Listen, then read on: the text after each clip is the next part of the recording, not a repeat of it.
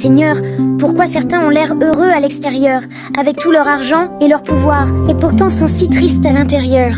Parce qu'ils cherchent à briller uniquement pour eux-mêmes, alors que le véritable bonheur, c'est d'éclairer ton prochain. Éclairés, comme une lampe dans l'obscurité?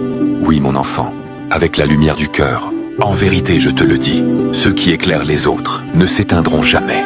Heureux les pauvres de cœur, car le royaume des cieux est à eux. Heureux ceux qui pleurent, car ils seront consolés.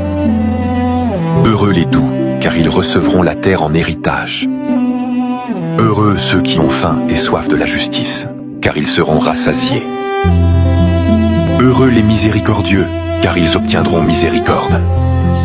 Heureux les cœurs purs, car ils verront Dieu.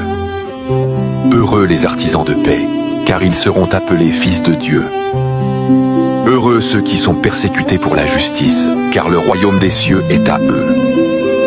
Heureux êtes-vous si l'on vous insulte, si l'on vous persécute et si l'on dit faussement toutes sortes de mal contre vous à cause de moi. Réjouissez-vous, soyez dans l'allégresse, car votre récompense est grande dans les cieux. Seigneur, pourquoi Dieu laisse-t-il les tempêtes venir dans nos vies? Parfois, j'ai l'impression de me noyer. Regarde mon enfant, le lac est calme ce matin, mais tout peut changer en un instant. Je vais te raconter une histoire. C'était une nuit de tempête, sur le lac de Tibériade. Les disciples étaient seuls dans la barque. Le vent soufflait violemment, les vagues frappèrent les flancs et la peur emplissait leur cœur. Soudain, à travers la brume, ils virent une silhouette marcher sur l'eau. Les disciples furent saisis de frayeur. Certains crièrent « C'est un fantôme !» Mais une voix s'éleva, claire, douce, plus forte que la mer. « N'ayez pas peur, c'est moi. » L'un d'entre eux, Pierre, répondit « Seigneur, si c'est bien toi, ordonne que je vienne vers toi. » Alors le maître lui dit « Viens. » Le disciple fait un pas, puis deux. L'eau le soutient. Et il a vraiment marché sur l'eau? Oui, parce qu'en cet instant, son regard ne voyait plus la peur, mais seulement l'amour. Puis, soudain, un éclair déchira le ciel. Pierre détourna les yeux de son maître. Le doute entra dans son cœur, et il commença à couler. Il cria « Seigneur, sauve-moi !» Et c'est ce qu'il a fait? Oui, mon enfant, aucun cri du cœur ne se perd dans les profondeurs. Le maître lui dit « Homme de peu de foi, pourquoi as-tu douté? Je ne t'ai jamais promis que tu ne tomberais pas, mais je te promets de toujours te relever. » C'était toi, Seigneur, celui qui a tendu la main à Pierre? Oui, mon enfant, ma main se tend encore vers ceux qui doutent. Les tempêtes ne sont pas là pour te noyer, mais pour t'apprendre à marcher sur les vagues. Et quand tu tomberas, souviens-toi, je te relèverai toujours. Que ta foi parle plus fort que ta peur. Jésus, parfois je me sens inutile, comme si je n'avais pas de valeur. Mon enfant, veux-tu que je te raconte une histoire? Oui, Seigneur.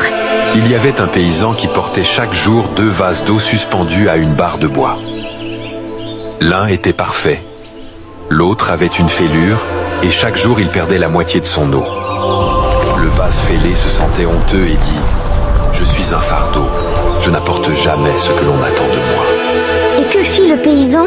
Le paysan lui dit « Regarde le chemin où tu verses ton eau. » Alors le vase vit que tout le long de son côté, des fleurs avaient poussé.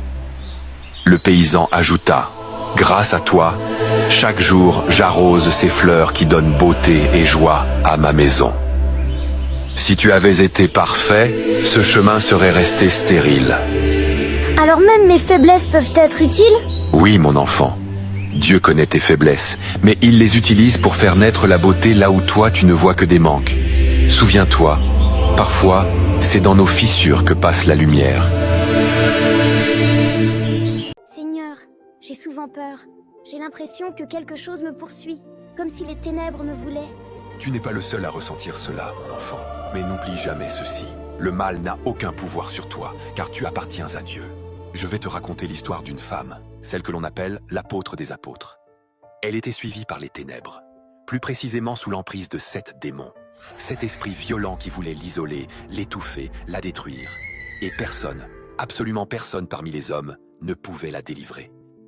La pauvre, Elle devait tellement souffrir. Elle avait toujours peur. Oui, elle vivait dans la peur, la honte et l'incompréhension. Elle croyait être brisée à jamais, jusqu'au jour où je suis entré dans sa vie. Alors, au milieu de ce tourment, j'ai prononcé son nom, Marie de Magdala. Qui es-tu? Comment tu connais mon nom? Ainsi parle l'Éternel qui t'a créé et celui qui t'a formé. Ne crains rien car je te rachète. Je t'appelle par ton nom. Marie, tu es à moi.